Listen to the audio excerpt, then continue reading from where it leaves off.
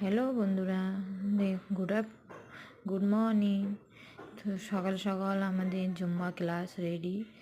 তো দেখো আমরা কিভাবে ওয়ার্কআউট করি। তো খুবই কষ্ট হয়, পরিশ্রম হয়, তবু এটা শরীরের জন্য খুবই ভালো। তো যদি সকল বন্ধুদের ভালো লাগে তো একটু লাইক কমেন্ট শেয়ার করো, ব্যাস এইটুকুই বলতে চাই।